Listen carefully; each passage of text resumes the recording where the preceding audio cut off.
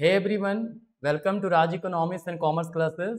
मैं हूं नीरज कुमार और आज मैं आप लोगों के बीच आ गया हूं एक नए टॉपिक को लेकर के जिसका नाम है मार्शलियन डिमांड फंक्शन। ठीक है, देखिए ऑलरेडी आप लोग मैथमेटिकल इकोनॉमिक्स में डिमांड फंक्शन पढ़ लिए होंगे, कंज्यूमर इक्विलिब्रियम कब होता है वो पढ़ लिए हैं। ठीक है, तो आज का कॉन्सेप्ट है मार्शलियन डिमांड फंक्शन। तो भाई मार्शलियन डिमांड फंक्शन क्या कहता है, कैसे निकालते हैं, है ना, तो उसको समझते हैं। देखिए मार्शलियन डिमांड फंक्शन में क्या कहता है ना कि जो हमारा यूटिलिटी दिया हुआ रहेगा, ठीक है, यूटिलिटी मान लीजिए क्या है, function of x1 and x2 है। ठीक है, क्या है, डिमांड फंक्शन हमारा मतलब utility function x1 and x2 है। ठीक है, इस यूटिलिटी फंक्शन को जब हम मैक्सिमाइज करते हैं, ठीक है, किसके थ्रू, बजट कांस्टेंट के रिस्पेक्ट में, ठीक है, तो जो हमारा x1 का वैल्यू आएगा, ठीक है, और x2 का वैल्यू आएगा इक्विलिब्रियम के बाद, ठीक है, ये होता है मार्शलियन डिमांड फंक्शन। ये x1 हो गया मार्शल का x1 डिमांड फंक्शन और ये हो जाएगा x2 का डिमांड फंक्शन। आपको पता होगा जब हम लोग निकालते हैं, मान लीजिए क्या था, ये हमारा बजट कांस्टेंट है, ठीक है, और ये हमारा यूटिलिटी फंक्शन है। ठीक है, ये इंडिफरेंस का यूटिलिटी फंक्शन है। तो जो ई पॉइंट पर क्या है, यहाँ पे यूटिलिटी मैक्सिमम हो रहा है ना, तो यूटिलिटी मैक्सिमम जिस पॉइंट पर होगा, ठीक है, उसी पॉइंट पर जो x1 का वैल्यू आएगा, x2 का वैल्यू आएगा, वो हमारा कहलाएगा मार्शलियन डिमांड फंक्शन। क्लियर है? हमारे पास एक क्वेश्चन है, इस क्वेश्चन पे हम लोग समझेंगे। कहता है यूटिलिटी फंक्शन हमारे पास दिया हुआ है, यूटिलिटी फंक्शन क्या दिया हुआ है, x1 का पावर 1/2 है और x2 का पावर क्या है, 1/2 है। ठीक है, एंड बजट कांस्टेंट जो है, बजट कांस्टेंट ये दिया हुआ है हमारा, क्या दिया है बजट कांस्टेंट, बजट कांस्टेंट है मान लीजिए P1 x1 plus P2 x2 equals m for आपका इनकम हो गया। ठीक है, तो इस केस में अगर हमें निकालना हो मार्शलियन डिमांड फंक्शन तो पहला क्या करेंगे, कंडीशन अप्लाई करेंगे। कौन सा, देखिए आपको पता होगा, है ना, कि कंज्यूमर इक्विलिब्रियम में तब होता है जब mu1 बाय mu2, ठीक है, इक्वल रहे P1 और P2 के, डिवाइड रहे P1 बाय P2। ठीक है, ये कंज्यूमर इक्विलिब्रियम का कंडीशन है, राइट, जहां पे mu1 बाय mu2 जो है वो क्या है, ये रिप्रेजेंट करता है स्लोप ऑफ इंडिफरेंस कर्व को रिप्रेजेंट करता है, और P1 बाय P2 जो प्राइस रेशियो है वो दिखाता है स्लोप ऑफ बजट लाइन, है ना। अभी हम मैंने डायग्राम बनाया था ना कि ये देखिए हमारा, ये हमारा है स्लोप ऑफ बजट लाइन, ये हमारा है यूटिलिटी फंक्शन इंडिफरेंस कर्व मतलब। ठीक है, तो इस पॉइंट पर जो इक्विलिब्रियम का पॉइंट है वहां पे क्या देख रहे हैं, slope of indifference curve it is equal to slope of budget line. Clear है? अब आगे आते हैं। तो इस क्वेश्चन को सॉल्व करने के लिए हमें क्या करना पड़ेगा, सबसे पहले mu1 निकालना होगा। mu1 का मतलब क्या हो गया, यूटिलिटी का derivate partial derivative with respect to x1। ठीक है, तो क्या होगा, x1 के रिस्पेक्ट में जब डिफ्रेंशिएट करते हैं तो 1/2 बाहर आ जाएगा, x1 का पावर 1/2 -1 तो क्या होगा -1/2, और x2 हमारा एज इट इज 1/2 रहेगा, जो कि क्या आएगा 1/2, x का पावर 1/2 और ऊपर भी हमारा x1 का पावर 1/2, ऊपर हो जाएगा x2 का पावर 1/2। दैट इज हम लोग लिख सकते हैं रूट अंडर x2, हम लोग क्या इसको लिख सकते हैं, इसको लिख सकते हैं रूट अंडर x2 डिवाइड में 2 रूट अंडर x1। ठीक है, ये हमारा हो गया क्या, mu1। क्लियर?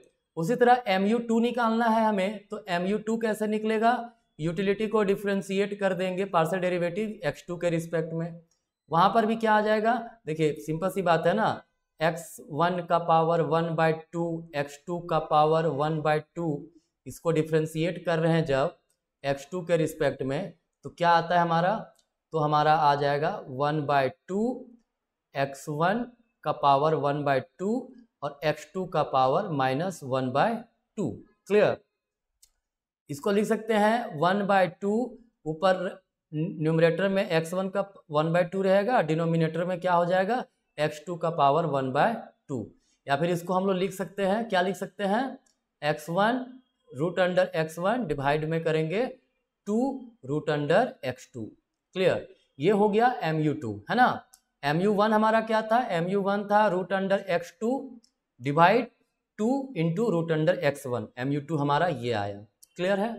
अब क्या करेंगे, mu1 बाय mu2 इक्वल कर देना है p1 बाय p2 के। क्लियर, तो mu1 कितना है भाई, mu1 हमारा था रूट अंडर x2 डिवाइड में 2 रूट अंडर x1, और mu2 कितना है, रूट अंडर x1 है डिवाइड में 2 root under x2। Clear, equals क्या है, P1 का P1 और P2 का P2 ही दिया हुआ है, प्राइस तो कुछ दिया हुआ नहीं है, क्योंकि बजट कांस्टेंट में हम लोग क्या लिए थे, बजट कांस्टेंट जो हमारा है P1 into x1 plus P2 into x2 equal m। ठीक है, तो ये यहाँ से आ गया हमारा। अब इसको अगर सॉल्व किया जाए तो क्या होगा, देखिए तो root under x2 by 2 root under x1 equals, इसको ऊपर कर दे, क्या होगा 2 रूट अंडर x2 डिवाइड में हो गया हमारा रूट अंडर x1 है ना। तो इसको equal P1 bye P2, P1 bye P2। ठीक है, ये मल्टीप्लाई का फॉर्म है, यहाँ मल्टीप्लाई होगा।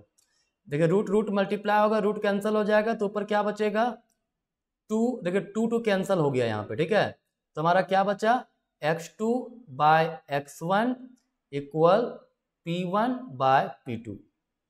ठीक है, क्या हुआ, x2 बाय x1 इक्वल आया हमारा P1 बाय P2।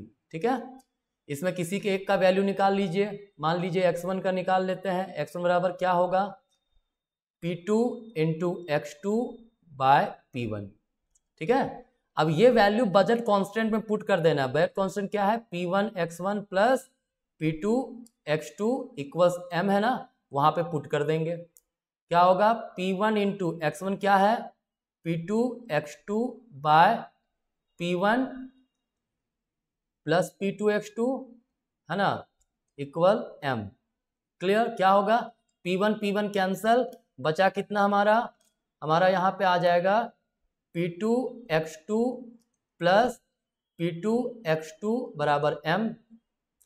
दोनों को जोड़ेंगे कितना होगा, 2 P2 x2 इक्वल्स m। ठीक है, तो क्या आ जाएगा, x2 बराबर हो जाएगा हमारा m बाय 2 P2। क्लियर, ये हमारा x2 आ गया। तो x1 क्या आएगा, x1 इक्वल्स एक है ना हमारा P2 bye P1 into x2 है, तो x2 का वैल्यू पुट कर देते हैं ना, क्या करेंगे, x2 का वैल्यू पुट कर देंगे। तो x1 बराबर P2 bye P1 into x2 कितना है, m बाय 2 P2, ये P2 P2 कैंसल, बचा कितना, m बाय P1। ठीक है, अगर हम ध्यान से देखें तो यहाँ पे क्या आ गया हमारा, P1 x1 का वैल्यू आया है, x1 का जो वैल्यू आया, जो आंसर हमारा वैल्यू आया, वो x1 का वैल्यू कितना है, P2 bye P1, P2 bye P1 है ना, क्या आया है, सॉरी x1 का वैल्यू तो हमारा ये आया है ना, m बाय P1, क्या आया है, m बाय P1। ठीक है, और x2 का वैल्यू क्या आया है, x2 का वैल्यू आया m बाय P1। क्लियर, यही आया हुआ है हमारा, उल्टा लिख दिए हैं हम अभी। ठीक है, ये हो जाएगा x1 का इतना, इसका x2 का P2। ठीक है, देखिए यही हमारा वैल्यू आया है, ये हमारा x2 है, ये हमारा x1 है, उसको स्टार लिख दिए। ये जो हमारा डिमांड फंक्शन आया, x1 का वैल्यू और x2 का वैल्यू, इसे ही हम लोग बोलते हैं, क्या बोलते हैं, मार्शलियन डिमांड फंक्शन। क्या बोलते हैं, मार्शलियन डिमांड फंक्शन। ठीक है, आई होप आपको समझ में आया होगा। तो काफी इजी था, सिंपली क्या करना है फिर से बता दे रहे हैं, mu मार्जिनल यूटिलिटी का रेशियो इक्वल कर दीजिएगा प्राइस रेशियो का। ठीक है, वहां से हम लोग x1 x2 दोनों का वैल्यू निकाल लिए। तो जो x1 x2 का वैल्यू आया, यूटिलिटी मैक्सिमम पे जो x1 x2 का वैल्यू आया, ठीक है, वही कहलाता है Marshallian demand function. So this is the answer. कोई दिक्कत नहीं। चलिए, तो आज का इसके वीडियो में इतना ही, मिलते हैं नेक्स्ट वीडियो में, तब तक के लिए धन्यवाद।